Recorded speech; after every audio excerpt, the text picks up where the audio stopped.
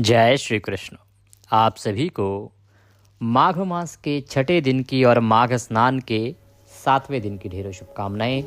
प्रिय दर्शकों, आज माघ स्नान और माघ मास महात्म्य को 7वां दिन है और माघ मास का छठा दिन है। वस्तुतः आज सप्तमी तिथि रहेगी क्योंकि चतुर्थी का क्षय हो गया था, इसीलिए तृतीया में चतुर्थी का व्रत किया गया था। तो आज हम माघ मास महात्म्य में 7वां अध्याय श्रवण करेंगे।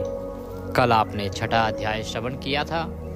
माघ मास महात्म्य जब आरंभ हुआ तो श्री सूत जी महाराज ने अपने गुरु और इस सृष्टि के प्रथम गुरु श्री वेद व्यास जी महाराज से निवेदन किया कि प्रभु, आपने मुझे सभी पुराणों के बारे में जानकारी दी, आपने मुझे सभी शास्त्र पढ़ाए, अब मैं आपसे पावन पुनीत कल्याणकारी माघ महात्म्य सुनना चाहता हूँ। तो श्री वेद व्यास जी महाराज ने माघ मास महात्म्य सुनाना आरंभ किया। उन्होंने बताया कि किस प्रकार से वशिष्ठ जी ने सूर्यवंश के प्रतापी राजा दिलीप को माघ मास महात्म्य श्रवण कराया था। वहां से वृतांत आरंभ हुआ। तदुपरांत दत्तात्रेय जी ने इसी महात्म्य को कल्याणकारी प्रतापी राजा सहस्त्रार्जुन को सुनाया था। और जब दत्तात्रेय जी ने सुनाया तो उन्होंने वर्णन किया कि हे सहस्त्रार्जुन, ये महात्म्य सर्वप्रथम ब्रह्मा जी द्वारा नारद जी को सुनाया गया था। सर्वप्रथम ये महात्म्य नारद जी के निवेदन करने पर नारद जी ने जब ब्रह्मा जी से कहा कि हे पितामह, मैं भगवान श्री हरि विष्णु के सबसे कल्याणकारी माघ मास का महात्म्य सुनना चाहता हूँ, तो आप कृपया उसका श्रवण कराएं। तो ब्रह्मदेव ने नारद जी को सुनाया।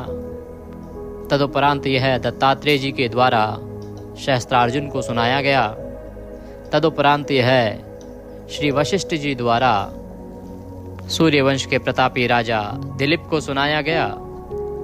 और हमारे पास ये महात्म्य वेद व्यास जी द्वारा सूत जी को और सूत जी के द्वारा हमें श्रवण कराया जा रहा है। तो ये महात्म्य की एक चेन होती है। ऐसा नहीं कि कोई भी महात्म्य जो है सीधा हमें ही सुनाया जा रहा है। हमारे पास जो लगभग सभी महात्म्य आए हैं वो सूत जी महाराज या वेद व्यास जी महाराज के द्वारा ही आए हैं, क्योंकि पुराण उन्हीं के द्वारा मूलतः लिखे गए हैं और वो भगवान के समकक्ष थे, लेकिन सभी कार्यों को लिखने का दायित्व उन्हीं का रहा है।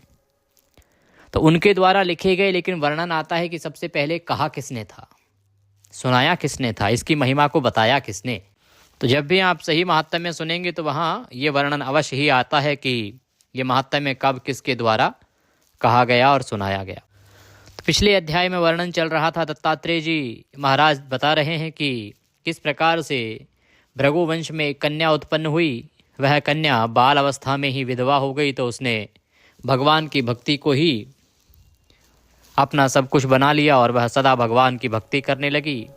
फिर उस कन्या ने 60 वर्ष तक कपिल नदी के संगम पर, रेवा और कपिल नदी के संगम पर 60 वर्ष तक माघ स्नान किया। और जब 60 वर्ष के माघ स्नान के बाद उसकी मृत्यु हुई तो वह सीधी वैकुंठ गई। वहाँ 4000 दिव्य वर्ष तक उसने विष्णु लोक में वास किया।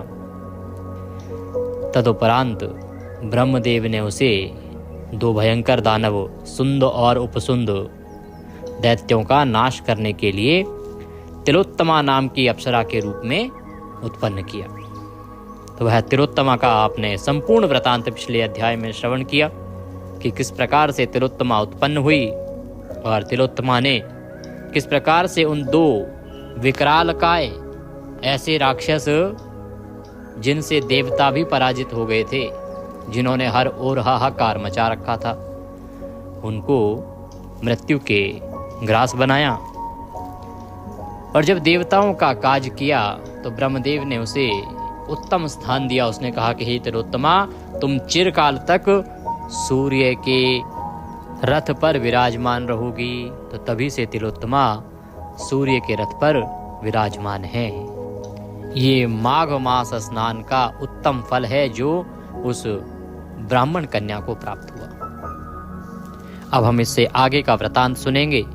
आज का अध्याय श्रवण करेंगे जिसमें कुबेर के समकक्ष एक बड़े ही धनाढ़ वैश्य का वृतांत सुनने को प्राप्त होगा। ये बड़ा ही उत्तम और रोचक प्रसंग है जो आज के अध्याय में आने जा रहा है।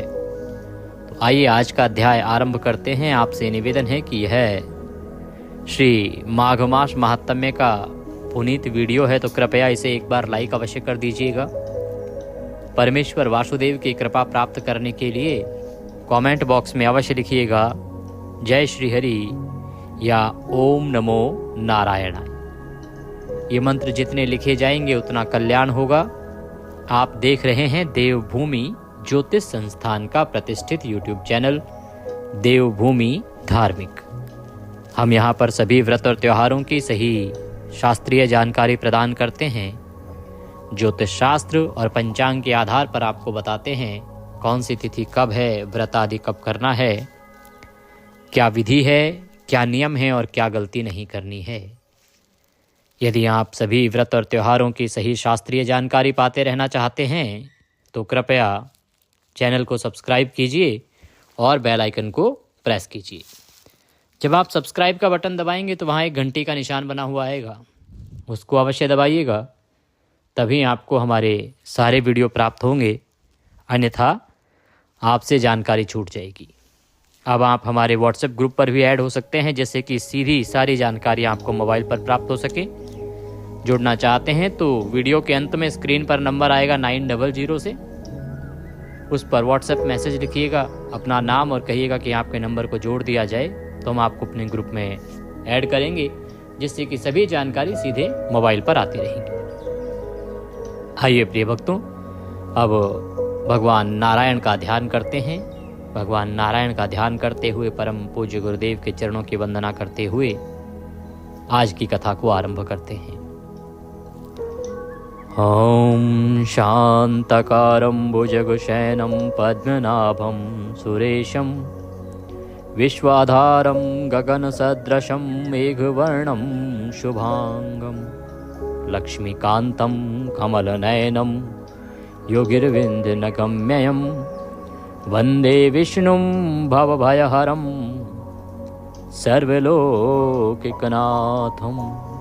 बोले विष्णु भगवान की जय। गुरुर्ब्रह्मा गुरुर्विष्णु गुरुर्देव महेश्वरः गुरुर्साक्षात् परब्रह्म तस्मै श्री गुरुवे नमः। बोले गुरुदेव महाराज की जय।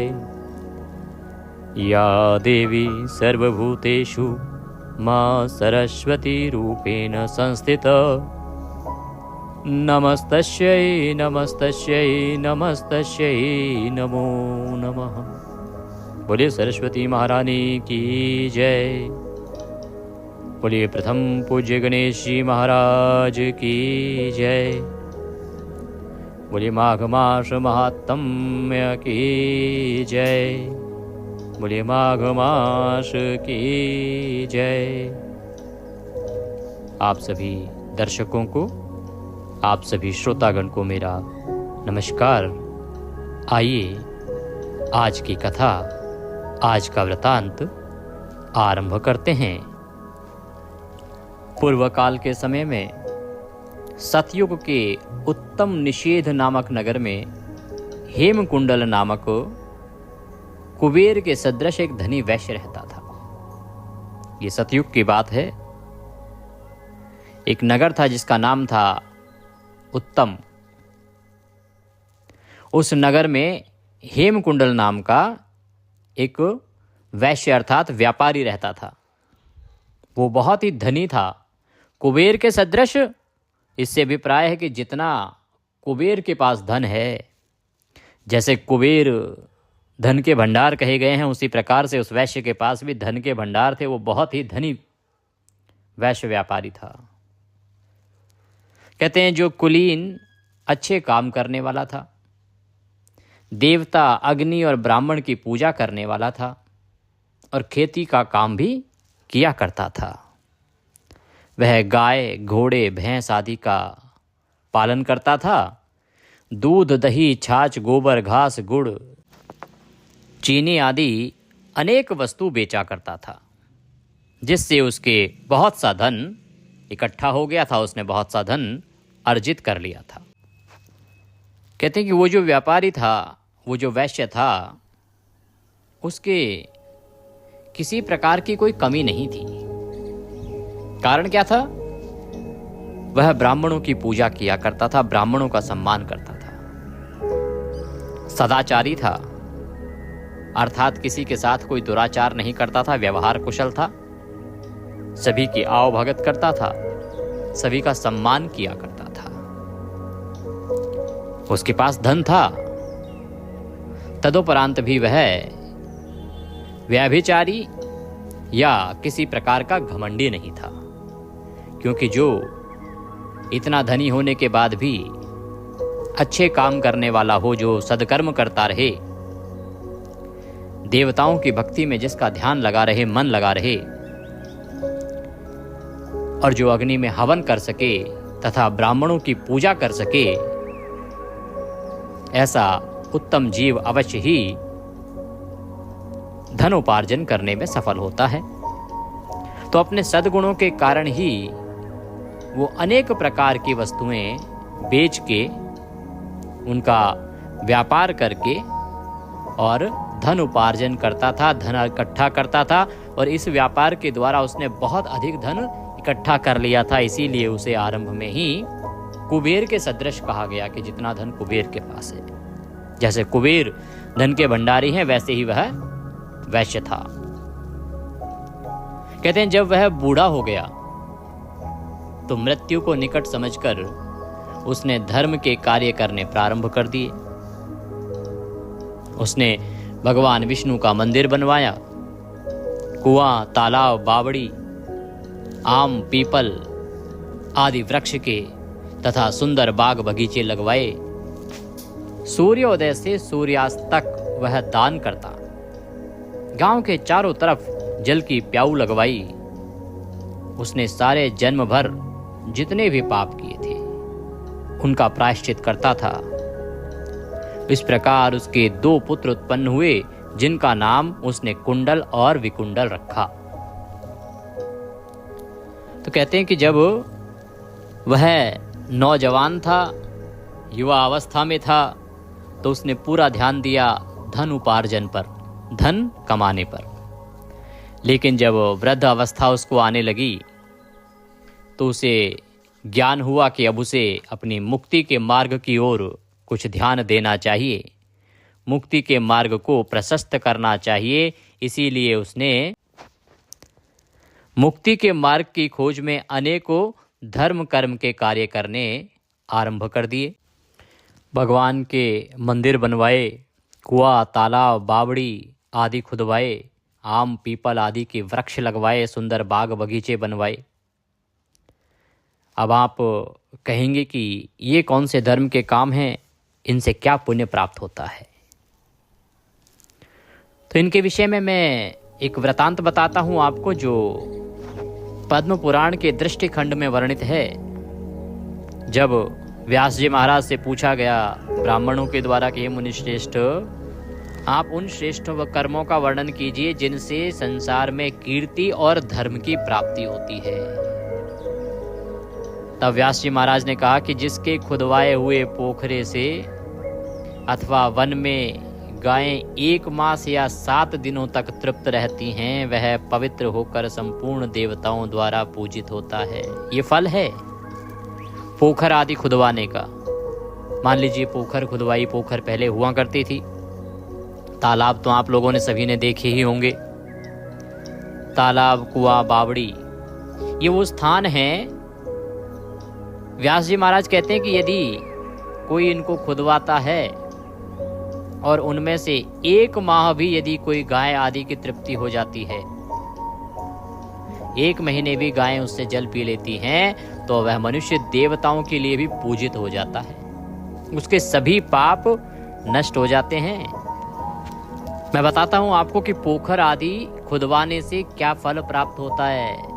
व्यास जी महाराज ने कहा है कि पोखर में जब मेघ वर्षा करता है, उस समय जल के जितने छींटे उछलते हैं, उतने ही 1000 वर्षों तक पोखरा बनवाने वाला मनुष्य स्वर्गलोक का सुख भोगता है। सोचिए, उसने तालाब, पोखर आदि जो खुदवाया है जिसने भी, तो जब भी मेघ वर्षा करेंगे उससे जितने छींटे उछटेंगे उतने ही 1000 वर्षों तक, एक छींटा इज इक्वल टू 1000 ईयर्स, एक छींटा उछटने से 1000 वर्ष मिलते हैं। तो ऐसा मनुष्य इतने 1000 वर्षों तक स्वर्गलोक का सुख भोगता है।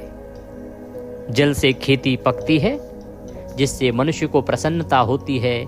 जल के बिना प्राणों का धारण करना असंभव है।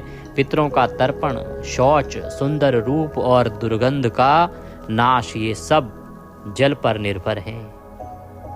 इस जगत में संग्रह किए हुए संपूर्ण बीजों का आधार जल ही है। कपड़े धोना, बर्तनों को मांजकर धोकर चमकीला बनाना, और इसके लिए जल महत्वपूर्ण है।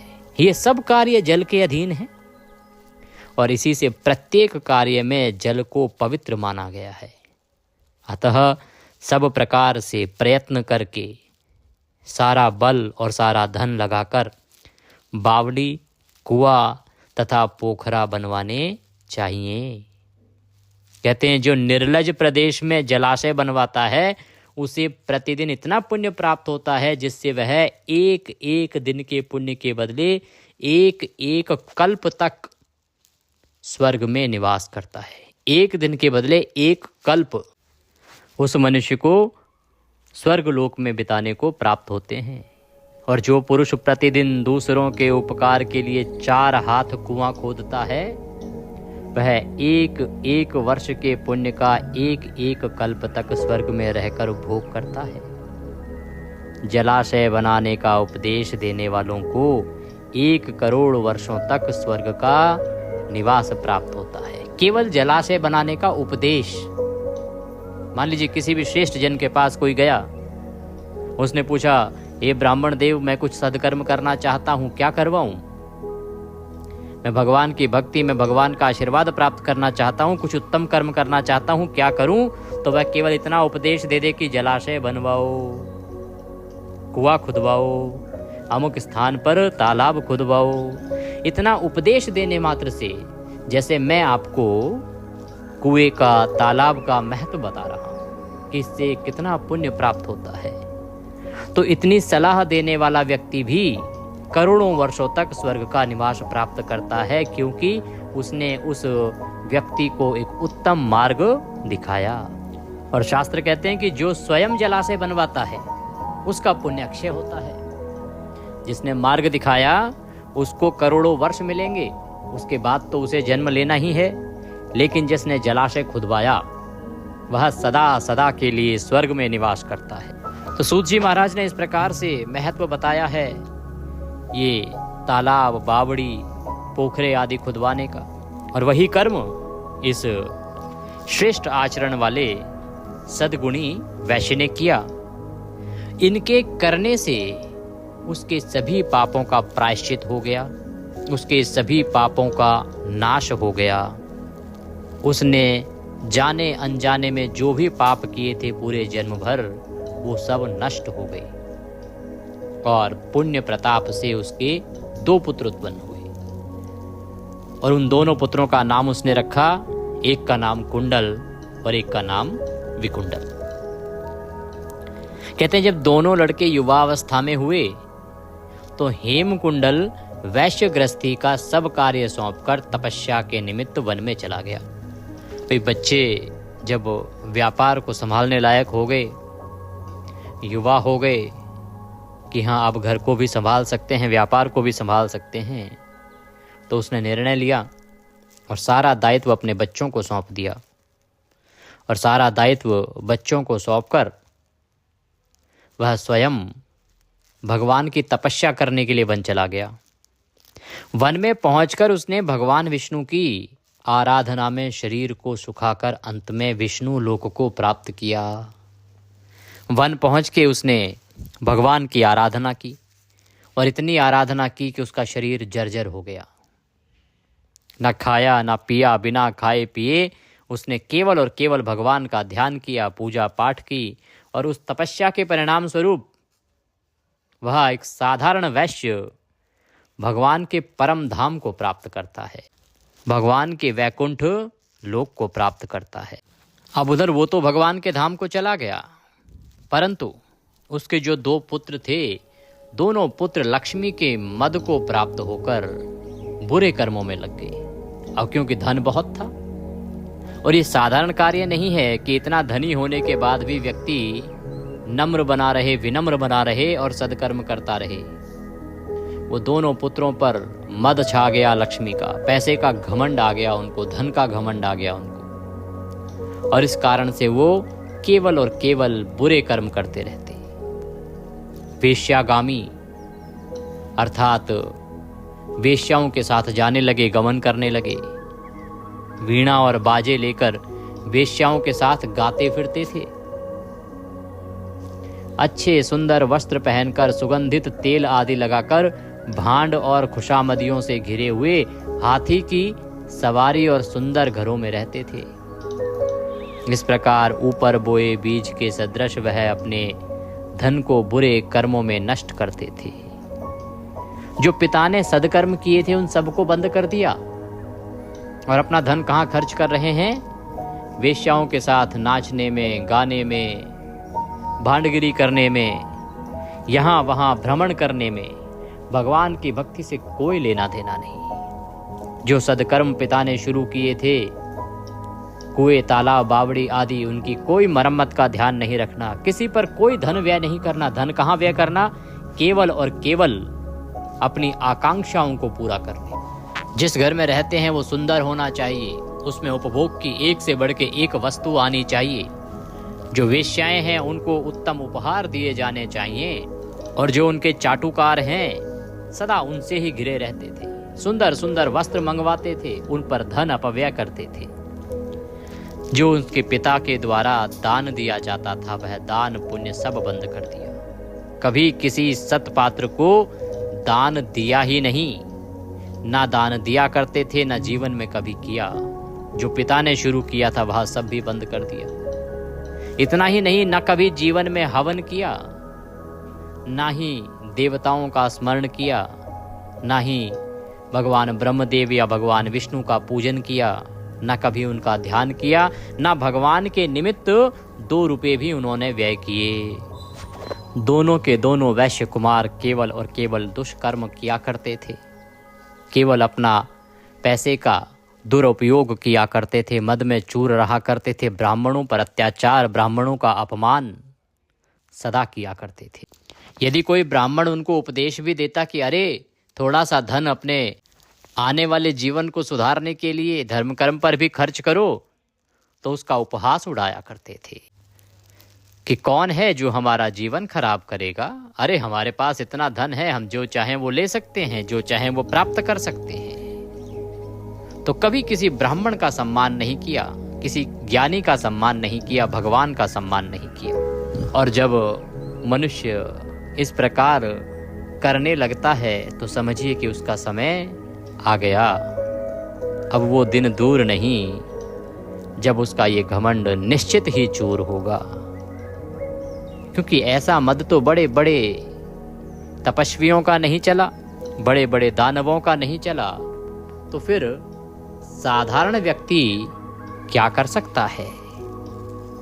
परंतु होता यही है प्रिय दर्शकों कि जब मनुष्य मद में चूर होता है तो उसे किसी प्रकार की कोई शिक्षा दीक्षा समझ नहीं आती, किसी भी श्रेष्ठ जन का कुछ समझाया समझ नहीं आता। उसे लगता है कि जो वो सोच रहा है वह सही है और वो सब कुछ कर सकता है, क्योंकि उसके पास धन है और उस धन के प्रताप से वो सब कुछ प्राप्त कर सकता है। यही हाल उन दोनों वैश्य कुमारों का था। समय का पहिया घूमा और उनके इन दुष्कर्मों का परिणाम उनके सामने आया कि देखते ही देखते थोड़े ही दिनों में उनका सब धन नष्ट हो गया। जो उनके पिता का एकत्र किया हुआ विशाल भंडार था धन का, वो सब नष्ट हो गया और वह दरिद्रता को प्राप्त होकर अत्यंत दुखी हो गए। न केवल धन नष्ट हुआ वरन वो दरिद्री हो गए।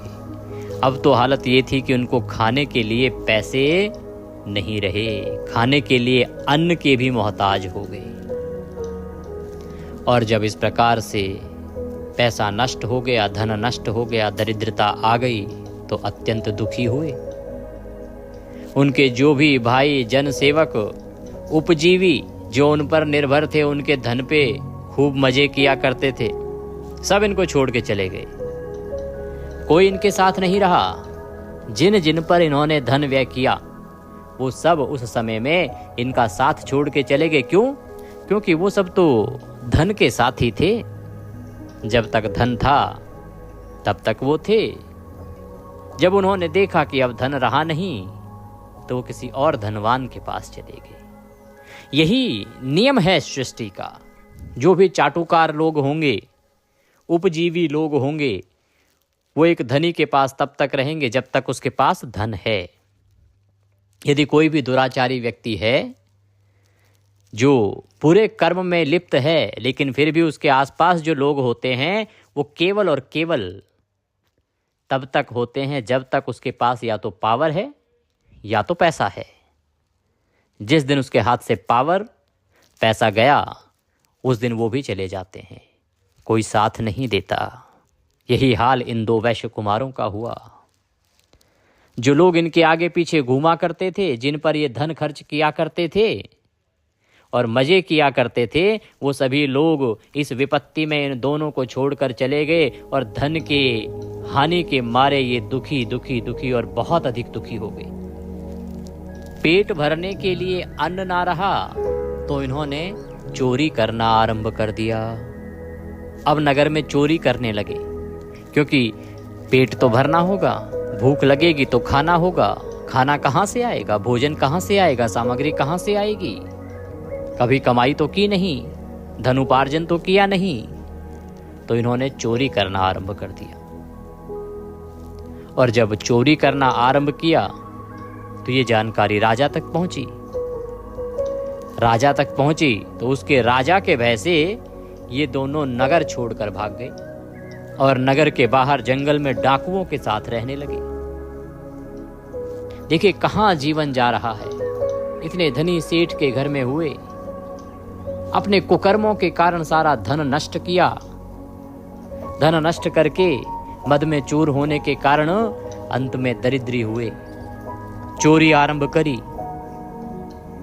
अब पकड़े जाने के भय से डाकुओं के साथ वन में रहने लगे तो डाकू हो गए। अपने तीक्ष्ण बाणों से वन में पक्षी, हिरण आदि पशु तथा हिंसक जीवों को मारकर खाने लगे। अपना पेट भरने के लिए जंगल में रहते थे। जो जानवर मिल जाता उसको मारते, प्रयास करते और परिश्रम करके मार के उस जीव को खा जाते थे। इस प्रकार से वन वन भटक कर अपना जीवन व्यतीत कर रहे थे। तभी एक घटना घटित हुई कि एक भाई ऊंचे पर्वत पर गया भोजन की खोज में, कि उसे भोजन प्राप्त होगा। भोजन की खोज में एक भाई पर्वत पर गया। पर्वत पर उसको एक शेर ने मार के खा लिया। पर्वत पे पहुंचा तो वहां शेर था और शेर उसको मार के खा गया।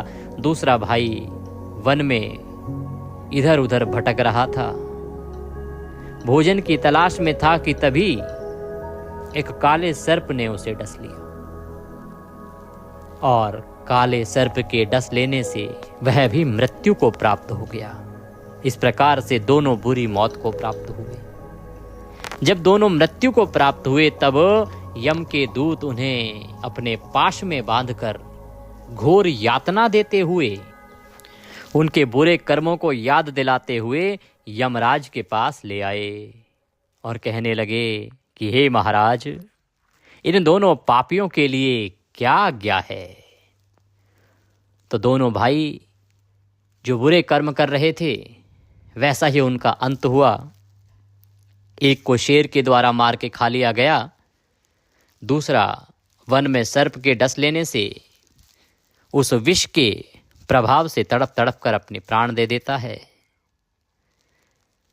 जब दोनों मृत्यु को प्राप्त होते हैं तो उनका वह सफर आरंभ होता है जहां उन्हें अब अपने सभी बुरे कर्मों को भोगना है। उनकी जो सजा है वो तो यहीं से आरंभ हो गई थी।